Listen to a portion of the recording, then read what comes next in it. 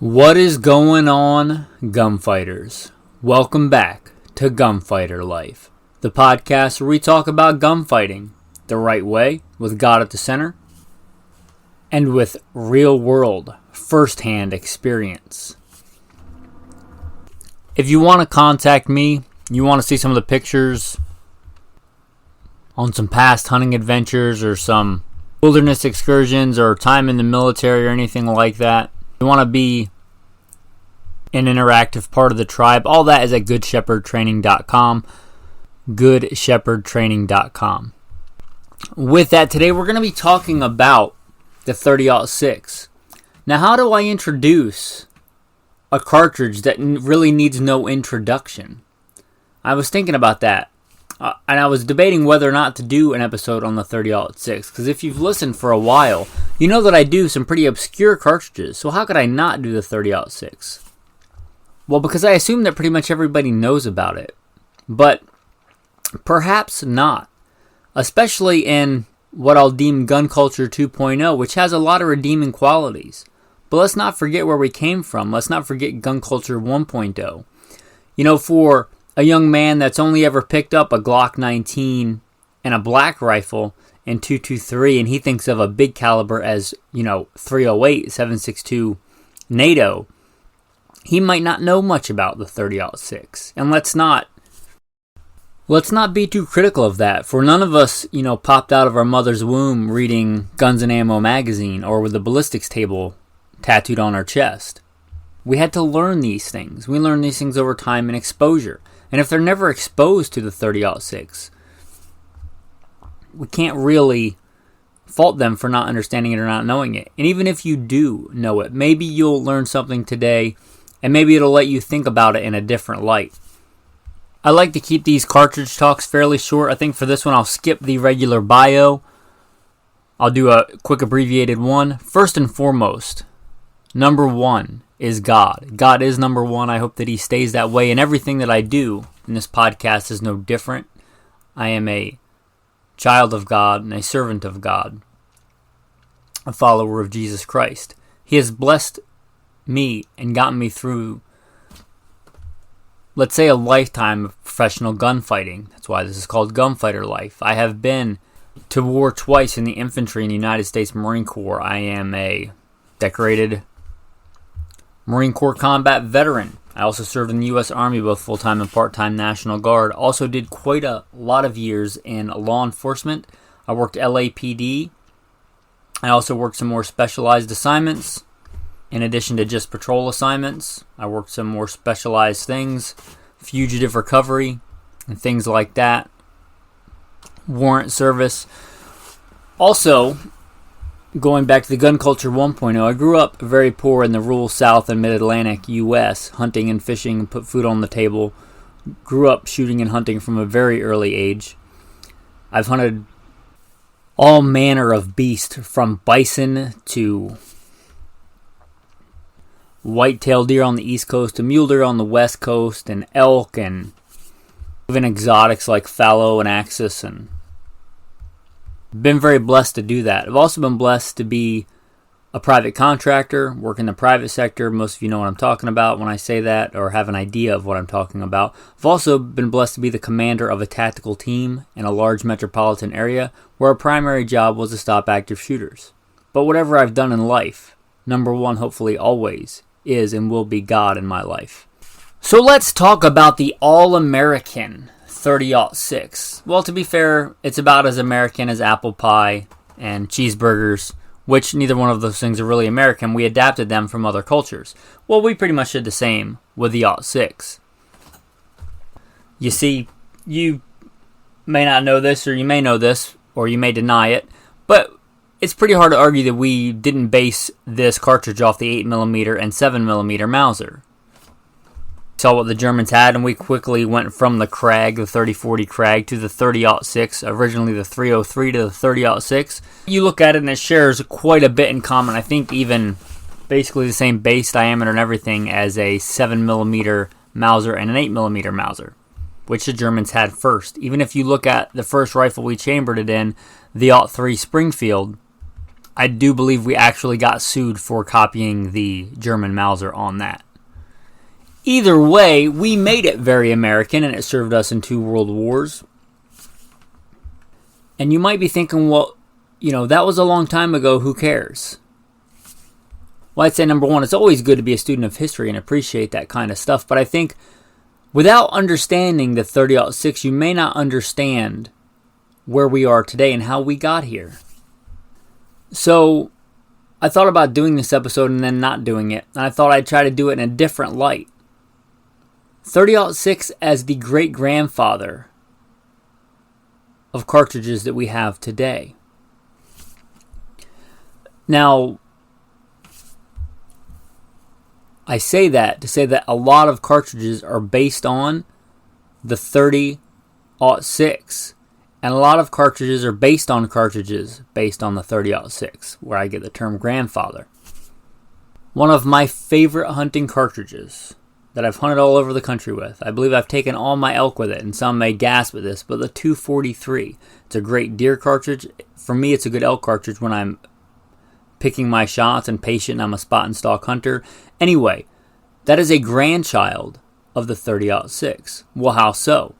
Well, we'll get into a little bit later, probably more in depth, that the 308 was meant by the military to be a more efficient way to launch pretty much the same size bullet with less weight and bulk to pretty much the same velocity as the 30-06. So it's a shortened, more efficient 30-06 in the 308 with certain bullet weights. Therefore, the 308 is a child of the 30-06, a direct lineage there. Well, somebody looked at that and said, this is a great cartridge, the 308. It's great for a lot of stuff, but how can we make it better for either longer range or varmint type animals? How can we, what's called necking it down, how can we make this cartridge fire a smaller bullet? From 7.62 millimeter, let's say, to 6 millimeter. And they did that, and the 243 was created. And a 243 is a fantastic medium size and varmint cartridge. It is a great round. But to understand it, you kind of helps to understand that it came from the 30-06, a grandchild of the 30-06, and even that grandchild's pretty old now. I'm not going to go deep into the history because there's probably a lot of other better videos that will do just an entire thing on the history of the 30-06, but we already covered a little bit of it. Developed in 1903, formally the last changes and everything were made in 1906, adopted as the 30-06 for 30 caliber in 1906, Springfield by the Springfield Armory. I know there's going to be a lot of different load data out there for the 30-06. I'm going to read to you from the trusty Hornady reloading manual that I have. Let's say the common quintessential is your 150-ish grain bullets, a military loading, then a couple of grains, let's say 147, 150 grain bullet. And just a nice round number there. My manual has 150 to 155 grain bullet at 3,000 feet a second. That is a powerful rifle cartridge. Much more powerful than an AR round. Much more powerful than the 5.56. Another real common loading, especially among hunters, is that 180 grain bullet. And it's launching 180 grain at 2,700 feet a second. 2,700 feet per second. And this manual lists a thumper of a 220 grain bullet at 2,500 feet a second.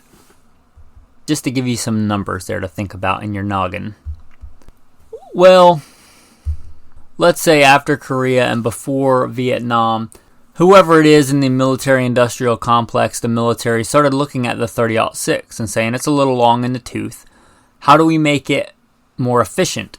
Make it lighter. It's a big, heavy round, and carrying a lot of that ammo is fairly heavy. So they developed the 308, which is, for all intents and purposes, a 30-06 made a little bit shorter. And by making it shorter, you do lose some of the capacity. But the shorter, fatter powder chamber where the powder is held is more efficient. So if we look at that load data, we're looking at 150 to 155 grain, same grain bullet, same selection because it's all in the Hornady manual, launching at 2,800 feet a second. So a little bit less than the 30-06. But let's see how much powder they're using for that 2,800 feet a second. And this is it's going to vary on powders, but let's say somewhere around the 40-ish, 46-ish, 47 grains of powder. To get that 3,000 feet a second in the 30-06, which is like a hot load in this manual, max load in this manual, you're looking at 50-something grains, usually around 58, 59 to 60 grains of powder. So again, less efficient. So they shortened it to make it more efficient without giving up a lot of power, using less gunpowder, less smokeless powder. You also get a shorter cartridge. That's why you'll a lot of times hear the term a short action versus a long action, and they'll call the 30-06 a long action and a 308 or anything based on the 308 a short action. So that's where that term comes from. They shortened the 30-06.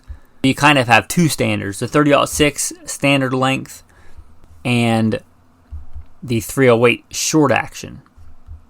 So you might ask yourself, with the 308, why even bother with the 30-06? Well, if you're hunting in a bolt action rifle, you're not a soldier out hiking the mountains of Korea, you're really going to notice the difference between 4 rounds of 308 and 4 rounds of 30-06. Even me, who's kind of a snob when it comes to saving weight and long backcountry trips, I don't think I'd care too much about those few precious ounces if it's in gunpowder and brass. Now, if I'm carrying a couple hundred rounds, that's a different story, which is what the military was concerned with. Also, the common military loadings were somewhere around the 150th grains. But a lot of hunters, a lot of times, want to go heavier.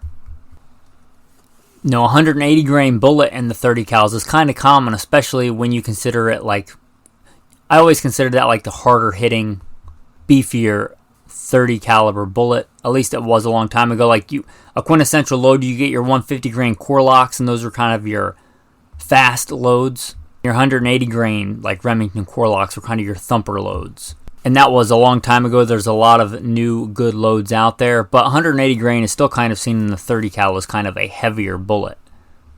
Well, let's look at that. The 308 is launching the 180 grains at 2,500, and that's a hot load. That's like only a few powders can achieve that in this manual. But there's a ton of powders that can achieve 2,700 in that 180 grain. And these are published loads. Some people may load hotter than that.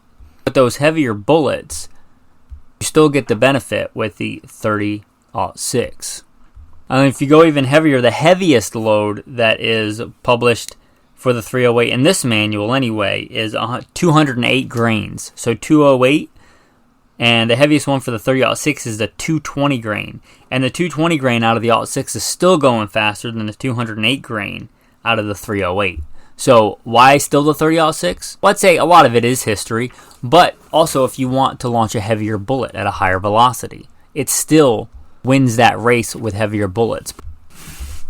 And I think we should all understand the 30-06 because of all its really cool kids and grandkids. So I'm going to briefly explain if you don't know necking up or necking down. So somebody takes the 30-06 and they say, I want to make this shoot flatter and faster. So the easy way to do that is to have it shoot a smaller bullet and a less of a diameter bullet. So we're going to neck it down. We're literally, the neck, if you look at a cartridge, the neck where the shoulder is and it comes in and gets smaller, we're going to neck it down to make it a smaller bullet. Or we're going to want it to shoot a big, fat, heavy bullet. We're going to neck it up. When that neck expands after you fire it, we're going to put a bigger, fatter bullet in there than what it's meant for and neck it up. Well, kind of the classic necked down 30-06. Somebody said, I want this to shoot a little bit flatter, a little bit further. It's a great cartridge, but let's eke out a little bit more long-range performance. Let's neck it down to 27 caliber. Hence, the 270 is born. The 270 is pretty much just a necked down 30-06 to fire 27 caliber, .277 or 6.8 if you're doing it in millimeters. That's it. It's a 270. If you neck down the 30-06, you get the 270, which is quintessential, iconic American hunting cartridge. Then somebody said, you know what, this is a good cartridge, but I hunt elk in thick timber, or I hunt dangerous game, and I really want to thump a big bear. I want to neck this cartridge up. Well, let's neck it up to 35 caliber, and hence the 35 Whelen is born. That's right, the 35 Whelen is just a 30-06 that somebody shoved a bigger bullet into, a 35 caliber bullet, and the 35 Whelen is born. We talked about the 308 being a child of the 30-06. We're going to take the same bullet. In that case, we're not going to neck it up or neck it down. We're just going to make it a little bit shorter, make it more efficient. And the 308 is a fantastic, the 308 or 7.62 NATO. I know there's a slight difference, but that's not what this episode is about. So for this, let's call them one and the same. It's the reverse of 5.56 223. A gun chambered in 308 can fire 7.62 NATO, but a gun chambered in 7.62 NATO may not safely fire 308. 308 is hotter than 7.62 NATO. But for most things, let's call them pretty much the same cartridge. Most modern guns will fire both. Anyway, people started looking at this 308 and said, this is a really cool cartridge. How can we turn this into a faster, flatter shooting cartridge? And we already talked about the 243. Awesome. And somebody said, you know, these 6.5 bullets are super sleek and long and skinny, and the 6.5 Swede is a great cartridge. Can we base something like that on the 308? And they did. And the 260 Remington is born. And the 260 Remington is kind of been overshadowed by the 6.5 Creedmoor, which you could argue whether or not that's a grandchild. It's kind of different. It's kind of based on a different cartridge. But the 260 Remington, you know, a 308 neck down to 6.5. Another classic that has been making a comeback. You know, instead of going down to 27 caliber, the 270, which everybody, I shouldn't say everybody, it has quite the following, the 270. It's a classic. But what if we don't neck it down quite so far and get a good balance in the 280? The 280 is arguably the best and most well-balanced North American game hunting cartridge on the planet. And some people would say 30-06 is better, and some would say 270. But the 280 is kind of right in the middle. And for a while, it was kind of overlooked. But the 280 and later improved by Ackley, the 280 Ackley, is basically that, a 30-06 with some of the dimensions optimized, neck down to 7mm. Without all the Magnum, we talked about efficiency. It's a far more efficient cartridge than the 7mm Remington Magnum. It's not as powerful, but more efficient. And it is a great North American game cartridge. But you might not know what that is if somebody just says, oh, you know, I have a 280 Ackley improved. You know what a 30-06 is, you know it's based on that. You can roughly picture in your head what that is. You know, it's a 30-06 slightly necked down to 7mm. If you know that 150 grain is a common loading in 30-06, somebody says they're shooting a 150 grain out of their 280 Ackley, which is totally possible, you'll know that even if they're virtually the same in the bullet weight, that the 280 is going to be sleeker and going to have better ballistic coefficient, because if it's the same grain in a smaller caliber, it has to be longer and heavier for caliber, which almost always, I shouldn't say always, but almost always, unless it's a really bad design, is going to give you better ballistic coefficient and sectional density. So, again, that's why I'm doing this episode on the 30-06, because if you understand the 30-06, you may better understand the 280, the 270, the 243, the 358 Winchester, the 35 Whelen. If you're like, oh yeah, the 35 Whelen, it's a 30-06 with a big fat bullet on top. And that's basically what it is.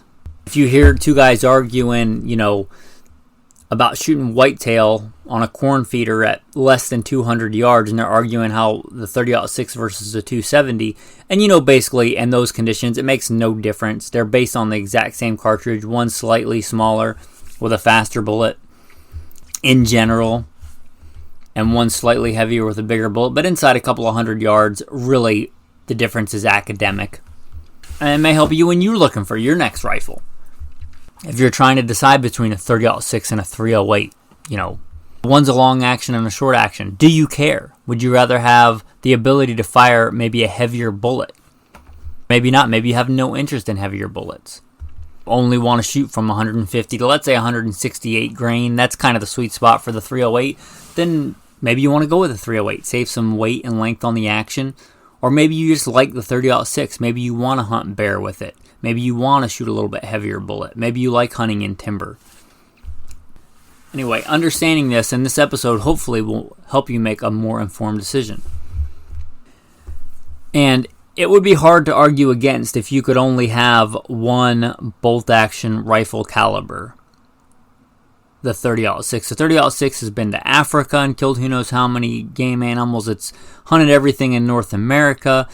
It is probably still the most common. When I was a professional hunter and guide, now most of the guides that I knew, ironically, and we didn't do this, we didn't come together and discuss this, like we came from different places and we would come to hunt professionally. The number one thing we all carried, ironically, was a 243. I was a big fan of the 243 before I became a professional hunter. That was the number one thing carried by guides, was a 243. But the number one thing carried by clients was a 30-06. I think that's pretty safe to say that the 30-06 is probably still the most common American hunting cartridge. The most common rifles are still bolt action. There's good reason for that. And the most common cartridge, I think, still probably is the 30-06. It is extremely versatile. You can load it with lighter bullets, and it's not the best varminting cartridge, but it'll do. You can certainly kill a coyote with a 30-06. You can also load it up with heavier bullets. We talked about how well it does with the 220 grains. Big old beefy high sectional density bullet. That is good for big game. Big, thick-bodied animals at reasonable distances. And reasonable, I'm talking out to 250 yards. That's reasonable. Not into the super long range hunting. If you're into the super long range, modern, a bunch of computers and lasers and batteries, you're probably not looking at the 30-06 anyway. If you like to spot and stalk and still hunt and you want to do it in a bunch of different environments, it would be hard to beat the 30-06. It's a very versatile cartridge. And again, it's about as American as apple pie, which also is not American. We've kind of taken it and adapted it and made it our own. So if you've only ever been exposed to, again, the Glock 19 and the AR-15, there's nothing wrong with that. If you're wanting to branch out from that and get into hunting, get into bolt-action rifles, be hard-pressed for me to think of a more classic combo than, let's say, a Winchester Model 70, blued steel and walnut, and 30-06. Get yourself, a pair of LL Bean boots and a Jones hat. It's just timeless. American killing machine. The 30-06 has been and is a very effective, all-around, all-American cartridge. I guess with that, we'll wrap up this cartridge talk. The father and grandfather of so many cartridges. 280, 270, and the 308, the 243, the 7mm 08, the 260 Remington, the 35 Whalen, the 338-06, and so many I'm probably leaving out. If you consider yourself a gun person, well versed in guns, I don't know how you could be and not understand the 30-06. Because that helps you understand all the things that came from it, which was quite a lot. With that, I hope you have enjoyed this episode. Again, if you want more, you want to be a bigger, more interactive part of this tribe of gunfighter life, goodshepherdtraining.com. goodshepherdtraining.com. You can contact me there. You can become a more active member of the tribe. I'm very humbled to have the support that I have, and a sincere thank you to everyone that does step up and support the podcast. I am very humbled to be able to serve you guys. I'm very humbled to be able to serve you guys, and that you come here for advice. I don't ever want to take that for granted. Tactical tip of the day. This episode got me thinking about hunting and hunting with bolt-action rifles, which I really do enjoy. And I don't know that you know or care, but I do live currently right now off-grid. my wonderful wife and my Rhodesian Ridgeback, Alexander Hamilton, in the middle of the forest. If you've always spent your time in the suburbs, even if you hunt, you get out into the forest, you're out there for a long time, you'll notice how foreign some things smell. And I knew this long before, but I'm reminded of it every time I go in the city and I smell city water. Like, I can smell it. I can smell the chlorine and the chemicals and things in there. Not only that, if I can smell it, certainly Alexander Hamilton, the Ridgeback, can smell it far more. And a deer and a bear can certainly smell it. And they can smell people that bathe in it. And they can smell clothes washed in it. So if you're spending all that money on that fancy hunting soap that you probably don't need, a lot of that's marketing, and you're washing it in city water, in that rinse cycle, you're just putting all that chlorine and that smell back in your clothes. It's probably better than smelling like Tide, but it's not as good as smelling natural. I routinely bathe in a river or shower in a creek. I would advise you to do the same if you're going on a big hunt, if you can. Also, you don't need a washing machine to wash clothes. You don't need a dryer to dry clothes. I grew up with a clothesline. If you can, this is your tactical tip of the day, a natural water source to both wash yourself in and wash your clothes in. You can wash your hunting clothes in a ditch and then dry them on a clothesline or in a stream or a river. Or if not that, you don't live somewhere with a well. Maybe you have a buddy that has a well, because well water smells far better than city water. And if I can smell it, I'm certain that a deer and a bear can smell it. But consider your water source. Maybe a friend has a well. Maybe you can just wash them outside and hang them. Make your own clothesline out of some 550 cord, which you probably have if you're listening to this podcast. And then once they're dry, throw them in a trash bag to keep them scent locked with a couple of handfuls of pine needles. Or, some acorns or any number of things that smell natural to your area. Anyway, that's your tactical tip of the day. Consider when you're washing your clothes for hunting the water source.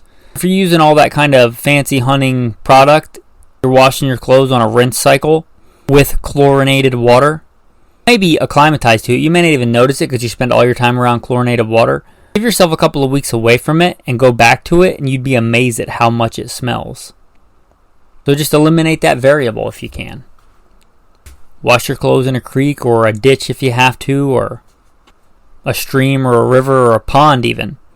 Hang them up to dry and then put them in that trash bag with some pine needles or some cedar branches or whatever smells natural to your area. Which is going to bring us to the tactical verse of the day, one of my favorites. Psalm 40. I waited patiently for the Lord, and he inclined to me and heard my cry. He brought me up also out of a horrible pit, out of the miry clay, and set my feet upon a rock, and established my goings.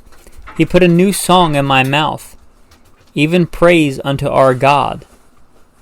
Many shall see and fear, and shall trust in the Lord.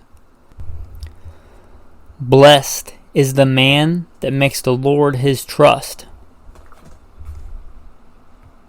However you get your food, whether it's a fancy restaurant or you go out and hunt it and kill it with your hands, it doesn't come from you. You don't earn it. You didn't create it. It is a gift from God. Whatever you put in your mouth is a gift from God. All that you have, the weapon in your hands, and your hands themselves were created and made by God. You were made in his image. You only exist because God created you. You only have what he gives you. So don't trust in any of those things. Trust in the Lord. Blessed is the man that makes the Lord his trust. And wait patiently for him. The reason that's one of my favorite Psalms is because I'm often impatient. But trust in the Lord. He is good. I waited patiently for the Lord, and he inclined unto me and heard my cry. Reminds me of another verse. He who comes to God must believe that he is, and he is a rewarder of those that diligently seek him. I believe that, and I hope you do as well. With that, men, have a blessed day.